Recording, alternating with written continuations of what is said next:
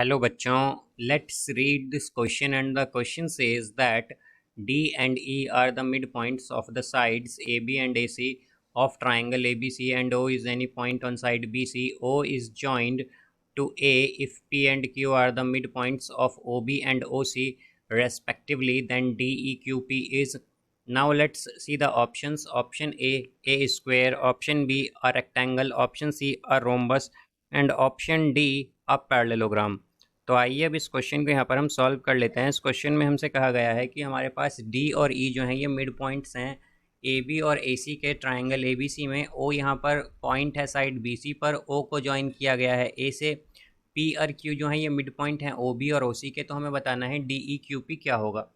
तो यहाँ पर हम की कॉन्सेप्ट यूज़ करेंगे, concept that mid point theorem, mid point theorem.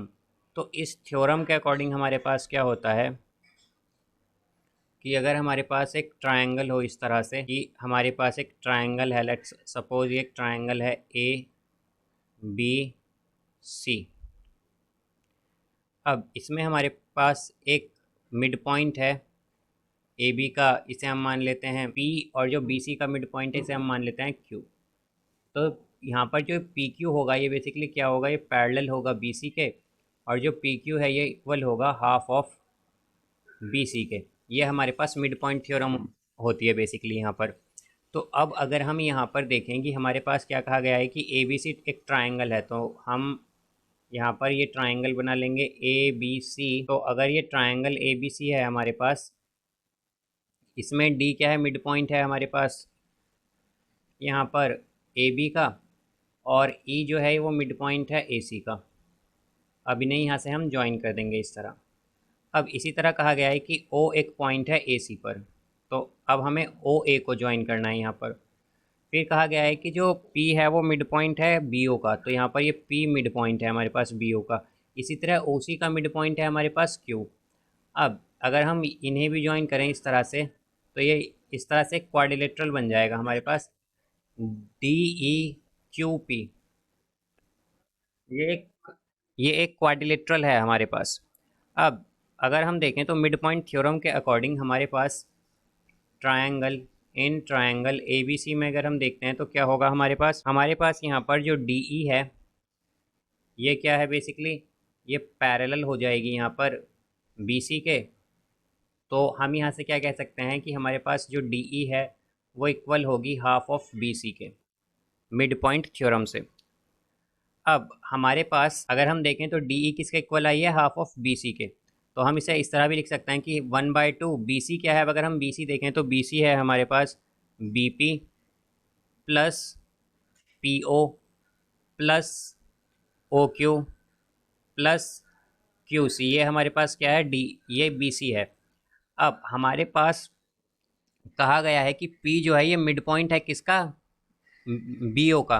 तो अगर ये मिड पॉइंट है बी ओ का तो हम क्या कहेंगे कि हमारे पास जो ओ पी और ओ बी है ये दोनों इक्वल होंगे। तो अगर ये इक्वल हैं तो हम क्या कह सकते हैं कि बी पी क्या हो जाएगा हमारे पास, B P plus P O क्या होगा, ये ट्वाइस ऑफ पी ओ के इक्वल आ जाएगा।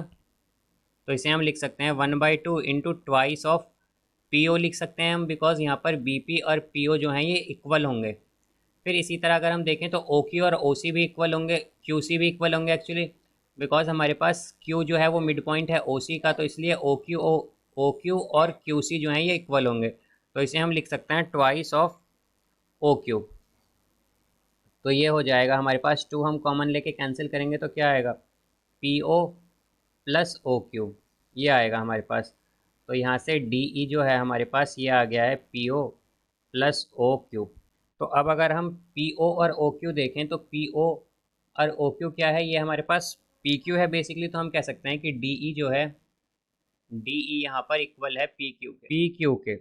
अब ट्राइंगल, अगर हम बात करें ट्राइंगल ए ओ सी की, तो ट्राइंगल ए ओ सी में क्या है हमारे पास, अगर हम डायग्राम में देखें तो ए ओ सी में हमारे पास डी और क्यू जो है ये मिड पॉइंट्स हैं। तो जैसा कि हम जानते हैं कि क्यू ई जो है या ई क्यू जो है बेसिकली हमने मिड पॉइंट्स को ज्वाइन करके लाइन बनाई है। तो इसमें मिड पॉइंट थ्योरम के अकॉर्डिंग हमारे पास क्या आ जाएगा कि जो क्यू ई होगा हमारे पास, क्यू ई यहाँ पर एक तो पैरेलल हो जाएगी ए ओ के, और ये भी कह सकते हैं हम कि क्यू ई जो है वो इक्वल होगी हाफ ऑफ ए ओ के। ये आ गया हमारे पास। अब इसी तरह अगर हम देखें तो हमारे पास जो ट्रायंगल ए ओ बी है, इसमें हमारे पास बेसिकली जो डी पी है, या हम कहें डी और पी क्या है, मिड पॉइंट्स हैं, तो हमने मिड पॉइंट को ज्वाइन करके डी पी बनाई है, तो ये क्या होगी हमारे पास, डी पी यहाँ पर पैरेलल होगी ए ओ के।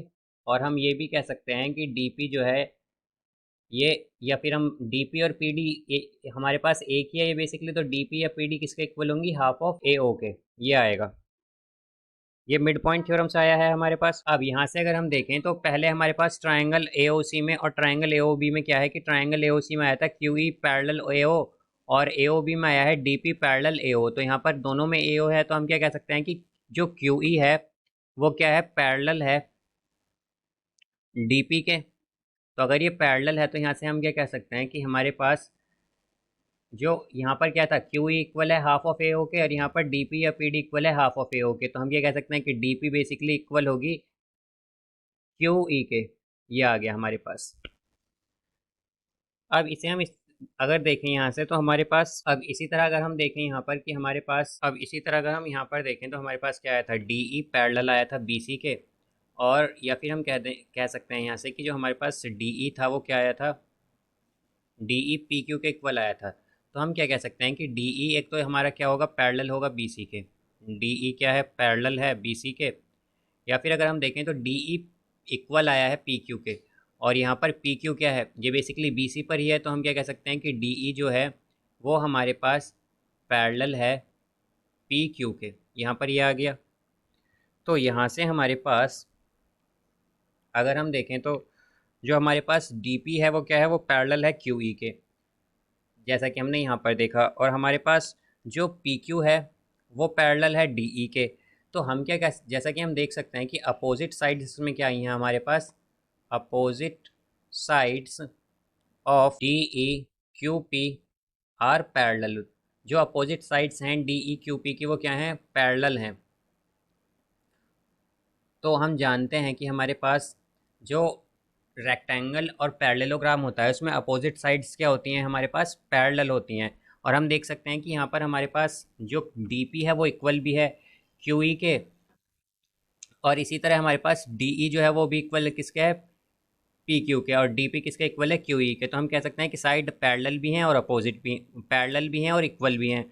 तो हमारे पास यहाँ पर ये या तो रेक्टेंगल होगा डी ई क्यू पी जो है, या फिर क्या होगा, पैरेललोग्राम।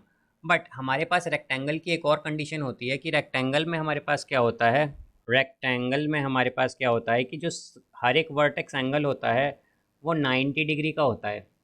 बट यहाँ पर अगर हम देखें तो हमारे पास एंगल्स के लिए कोई भी कंडीशन गिवन नहीं है।